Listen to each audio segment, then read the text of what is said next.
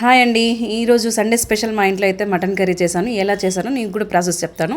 ముందుగా ఒక బాణీ పెట్టుకొని దాంట్లో ఆయిల్ వేసుకొని సరిపడా ఆయిల్ వేసుకోవాలి. దాంట్లో మసాలాలు వేసాను. అండ్ తర్వాత నేను ఏంటంటే ఆనియన్ ఉంది కదా, దాంట్లో గసగసాలు వేసి కొంచెం మిక్సీ పట్టి వేసుకున్నాను, బాగుంటుందని చెప్పేసి. తర్వాత బిచ్చి వేసాను.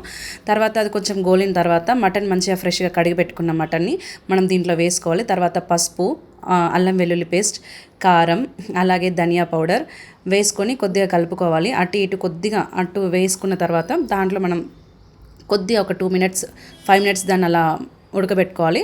తర్వాత మనం దాంట్లో సాల్ట్ వేసుకొని ఉడకబెట్టుకోవాలి.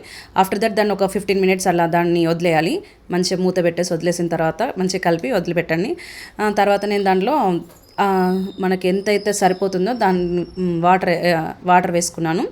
వాటర్ వేసి మళ్ళీ మటన్ని ఉడకబెట్టుకున్నాను. మినిమం ఒక మటన్ బట్టి ఉంటుంది, 20 to 30 మినిట్స్ అలా మనం టైం బట్టి అప్పుడప్పుడు మధ్యలో తీసి కలుపుతూ ఉండాలి. అండ్ మూత పెట్టేసుకొని దాన్ని అలా వదిలేసుకున్నాను. ఆఫ్టర్ 30 మినిట్స్ నేను మళ్ళీ తీసి దాన్ని ఉడికిన తర్వాత కొద్దిగా కొత్తిమీర వేసి గార్నిష్ చేసుకున్నాను. ఇలా చేసుకుంటే ఎంత బాగుంటుందండి మటన్. ఒకసారి ట్రై చేయండి.